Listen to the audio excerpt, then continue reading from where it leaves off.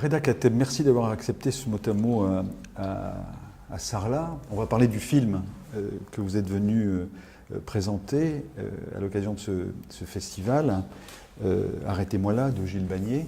Mais la règle du mot à mot, ce sont des mots. Et le premier mot, c'est Ivry-sur-Seine. Ivry-sur-Seine, c'est un mot que j'ai entendu tout à l'heure à la sortie de la projection, puisqu'il y avait des lycéens d'un lycée d'Ivry-sur-Seine, qui est en l'occurrence le lycée où j'ai été, où j'ai grandi, où j'ai pris mes premiers cours de théâtre, qui étaient là tout à l'heure et qui sont venus me voir après la projection du film. Et c'est la ville où j'ai poussé, quoi, tout simplement, et où j'ai vécu jusqu'à il y a encore 3-4 ans. Et dans laquelle je suis même retourné dans la cité où j'habitais pour tourner mon court-métrage que j'ai tourné il y a 1 an à peu près. Alors, le deuxième expression, c'est grand écart. Parce qu'il y a Ivry-sur-Seine et il y a Hollywood. Qu'est-ce qu'on fait dans cet avion entre Ivry-sur-Seine et Hollywood ? C'est un trait qui est tiré. En fait, j'ai passé beaucoup plus de temps à Ivry-sur-Seine qu'à Hollywood. Pour l'instant. Oui, pour l'instant. Enfin, en tout cas, je ne vois pas Ivry comme un point de départ et Hollywood comme une arrivée à quelque chose. Mais finalement, j'ai l'impression d'être un peu dans la continuité de comment je vivais quand j'étais au lycée Romain Rolland, quoi, à Ivry-sur-Seine, où tout en grandissant et en vivant en proche banlieue, je traversais le périph' régulièrement. Donc pourquoi pas l'océan Atlantique. C'est l'idée que voilà, les frontières sont celles qu'on se met à soi-même. Donc ça peut être celle de son quartier, de son groupe de copains, de son petit ghetto artistique, de ses courtisans, de tout ça. Et puis moi, j'essaye de traverser ces frontières-là, quoi. Je reprends un mot, Ouais. au passage, courtisan. Vous avez dit courtisan. Courtisan, ouais. Courtisan, on peut soit l'être, soit en chercher. Ça, c'est une des épidémies courantes des métiers de spectacle, quoi. De la mise en spectacle des métiers artistiques. Et voilà, ça peut rassurer, j'imagine, ça peut conforter, ça peut même encourager par moments. Et puis, il y a les courtisans et puis il y a les amis. Je préfère le mot ami. C'est un beau mot. Je préfère. Vous aimez le mot artisanat ? Oui, absolument. Ouais, je l'aime. Mais des fois, les gens utilisent ce mot-là comme si c'était une manière de dire, comme si c'était une espèce de déclaration d'humilité, quoi, de dire je ne suis pas un artiste, je suis plutôt un artisan. Et comme si le mot artiste, c'était quelqu'un qui ne va pondre que des choses essentielles ou des chefs-d'œuvre. Et moi, j'aime ces deux mots-là, et je pense qu'il y a des artistes qui font de l'artisanat et des artisans qui sont des artistes. Vous en êtes ? Moi, je ne vais pas me déclarer comme ça avec un mot, mais je pense être, oui, dans une dynamique, en tout cas, qui est un chemin artistique, quoi, carrément. On va arriver à Gershwin, mais je vais mettre un mot avant Gershwin, qui est 8 ans. 8 ans, c'est l'âge que j'avais lorsque vous êtes allé aux 10 ans de la mort de Franco. En Espagne, premier reportage. Espagne, avec le avec monsieur qui votre vous caméra, filme. Voilà, avec le monsieur derrière la caméra. Et c'est aussi l'âge que j'avais quand je suis monté la première fois sur une scène de théâtre.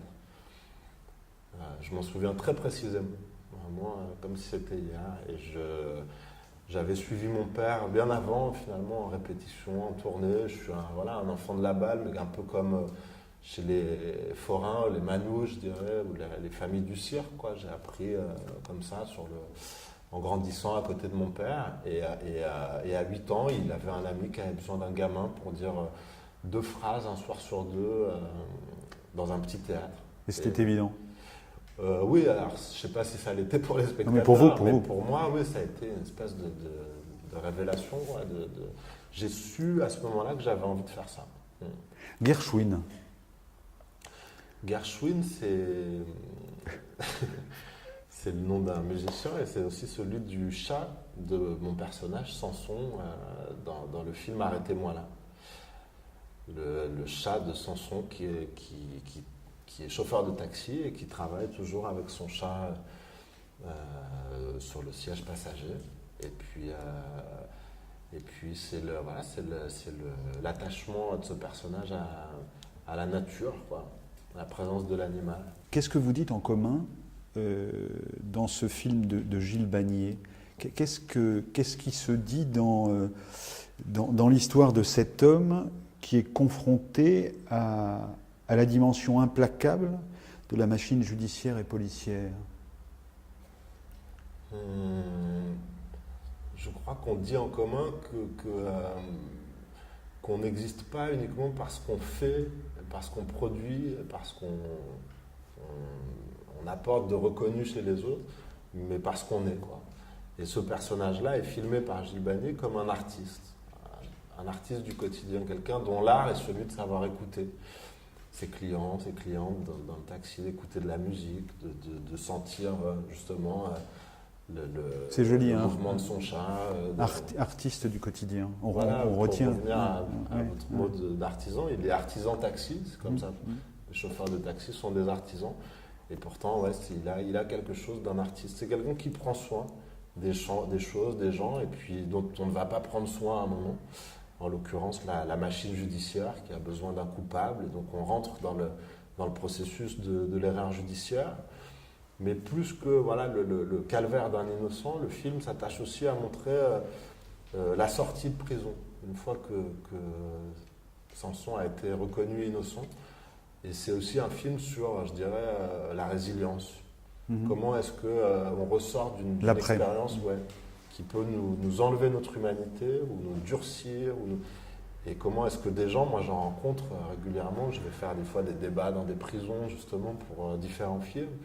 Et je suis toujours fasciné par les gens qui ressortent de ces expériences-là en étant grandis en tant qu'être humain. Le mot qui a été évoqué par le public qui a vu ce film, c'était le mot retenu dans l'interprétation que vous avez du personnage de Samson. Retenu. Justement parce qu'il n'est pas velléitaire, il ne cherche pas à montrer. C'est un peu, c'est presque une métaphore du rapport que nous, acteurs, on peut avoir avec une caméra. Notre jeu doit être retenu parce que la caméra vient chercher des choses. Donc il faut les vivre, il ne faut pas chercher à les montrer. Et c'est elle qui va venir les prendre. On va regarder un extrait de ce film, Arrêtez-moi là, Gilles Bagné. Monsieur Cazalet? Oui, c'est moi, ouais. Police nationale. Vous pouvez nous suivre au commissariat? Ça va prendre combien de temps? Ouais, il n'aura pas pour longtemps, vous inquiétez pas. Vous pouvez nous parler un peu des clients que vous avez chargés? J'ai commencé par une course pour l'aéroport. De là-bas, j'ai chargé une cliente qui allait à Grasse. Ça vous plaît d'être taxi? Ouais, j'aime bien. Ça me laisse le temps de réfléchir à d'autres projets, d'autres choses que je pourrais faire plus tard. J'ai fini dans le centre. J'ai téléphoné à ma copine, je lui ai dit que finalement je passerais pas la voir. Est-ce qu'il s'est passé quelque chose d'inhabituel? Non. Vous pouvez me dire qui c'est? Non, je sais pas. Vous êtes susceptible d'être l'auteur d'un enlèvement d'enfant. J'ai rien fait, c'est quoi cette histoire-là? Je vous notifie donc votre mise en examen, monsieur Cazalet, pour enlèvement et séquestration. On a retrouvé votre ADN sur le châssis de la fenêtre par laquelle la fillette a été enlevée. Il n'y a pas d'erreur possible. Vous souvenez-vous de ce qu'il vous a dit? Qu'il était crevé et qu'il m'expliquerait plus tard. Et l'a-t-il fait? Non. Il a parlé à quelqu'un qui ressemblait à un enfant. Mais ça non plus, vous n'avez pas cru bon de nous le dire hier. Si j'avais su, bien sûr, j'aurais tout raconté toute la journée. Vous avez enlevé cette petite fille? Non. Si. Non! On a les preuves. Arrêtez maintenant avec vos zigzags! On a assez d'entendre des conneries à propos d'étudiantes qui n'existent pas. Dites-moi ce que vous pensez maintenant, dites-le! Madame Lablache, on a retrouvé votre fille. La fin de ce film, c'est le retour à la vie d'avant. Est-ce que vous pensez qu'elle est possible? Et par ailleurs, et là ça nous permet d'ouvrir sur la société dans laquelle vous vivez aujourd'hui, notamment en France, vous avez évoqué la possibilité de prendre soin. On n'a pas pris soin de lui, la société n'a pas pris soin de lui. Donc rédemption et prendre soin.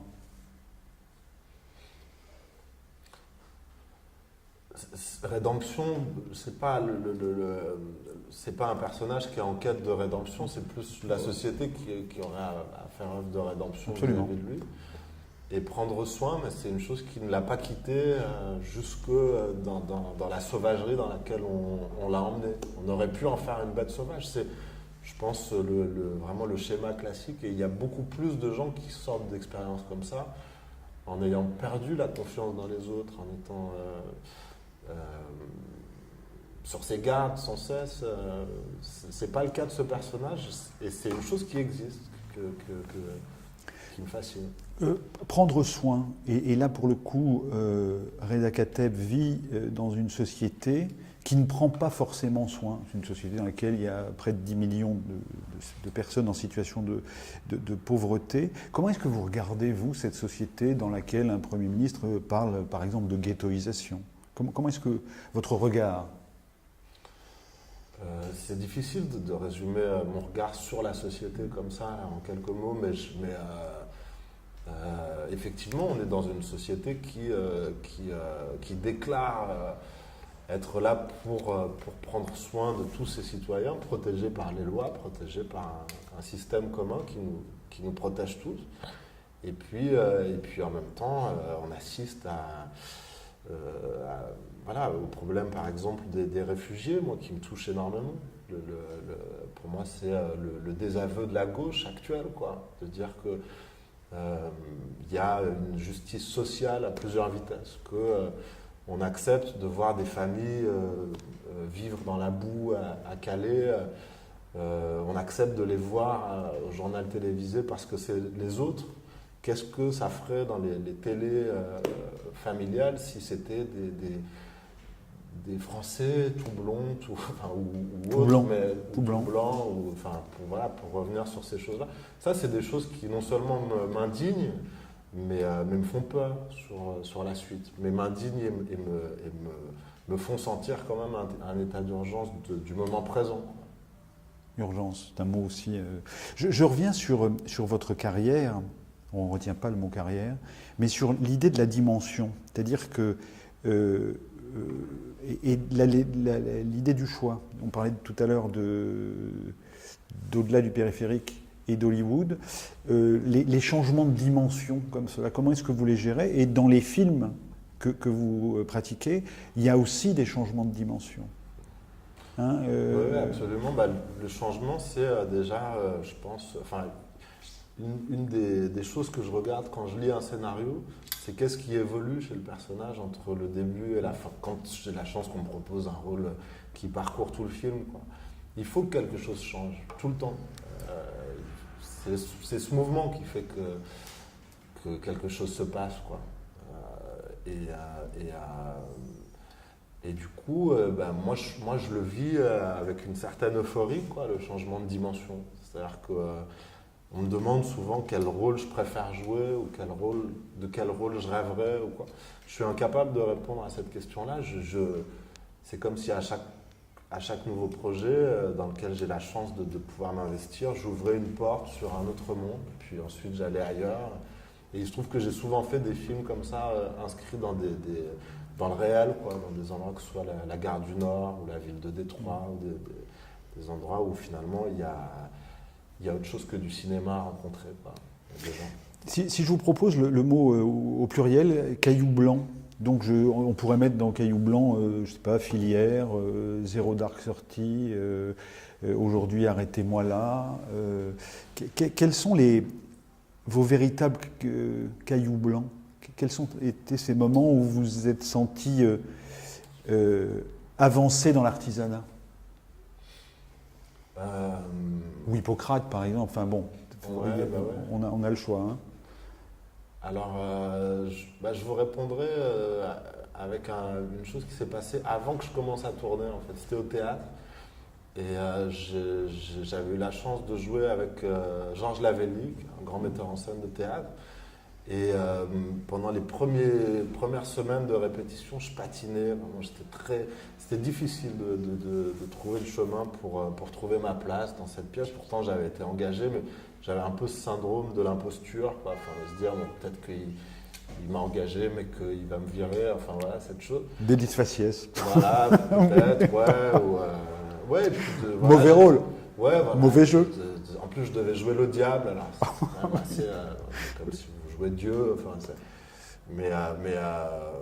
du coup, Georges était venu me voir un jour pendant une répétition et il m'a dit « Tu dois jouer 2 choses.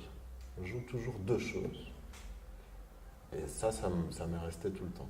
Donc si je joue une intention, je ne vais pas tout mettre dans cette intention. Il faut se laisser distraire, il faut penser à plusieurs choses à la fois.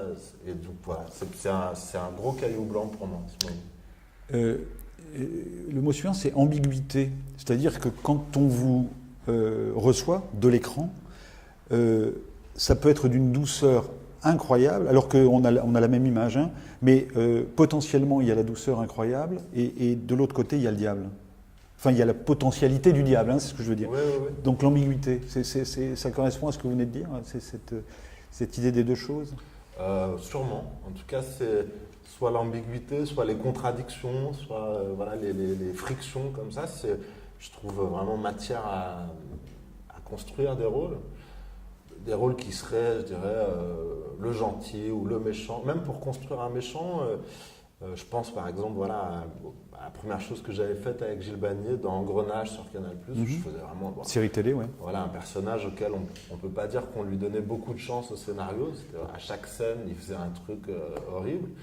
Et en même temps, j'avais construit toute la méchanceté de ce personnage sur sa peur.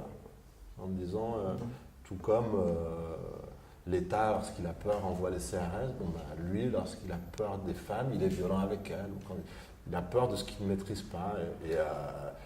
Et tout ça, c'est des petits fils qu'on tire, mais à soi-même. Hein. C'est comment ça résonne en nous et comment on arrive à en faire quelque chose. Psychologie des personnages, comment vous la cherchez dans les livres, dans d'autres films, au théâtre? Alors non, je travaille assez peu sur la psychologie des personnages. Ou alors je la laisse travailler... non, mais quand vous dites quelqu'un qui a peur d'une femme réagit par la violence, c'est qu'on est quand même. C'est quand même. C'est cette dimension-là, quoi. Ouais. Alors c'est vrai que là c'était une clé, mais sinon j'ai assez peu de. Quand je dis je travaille assez peu sur la psychologie, c'est que j'ai assez peu de volontarisme, quoi, à me dire. À prendre le scénario, à me dire quelle est réellement la psychologie de ce personnage. Je préfère travailler autour s'il y a une langue étrangère à parler ou un instrument de musique à jouer ou alors un chat avec lequel jouer, trouver la manière de jouer avec l'animal, des choses comme ça. J'aime en fait quand la psychologie d'un rôle, elle m'apparaît touche par touche. Et j'aime sortir d'une scène et me dire en fait c'est ça aussi le personnage, en venant de le tourner. On va terminer. Une anecdote, parce que vous parliez de Georges Lavelli, on l'avait rencontré à Avignon l'été dernier. Ah oui. Et c'est un monsieur qui cire, qui prend un soin maladif de ses souliers. Il les cire. Oui. Parce que petit, il travaillait dans une fabrique de chaussures en Argentine. Ouais. Voilà, donc voilà, c'est une anecdote par rapport. Et allez, 2 choses comme ça, mais c'est par rapport à l'image. Lunettes et moustaches. Alors, les lunettes, c'est parce que j'en ai besoin pour voir, pour vous voir, pour lire un menu de restaurant. La première fois que je me suis dit, il faut vraiment que je porte des lunettes, c'est quand j'arrivais plus à lire une carte de resto. Et la moustache, oui, ça fait un moment là maintenant que je l'ai. Je ne saurais pas quoi vous en dire, quoi. Allez, un mot pour la route quand même, c'est plaisir. Plaisir ou désir?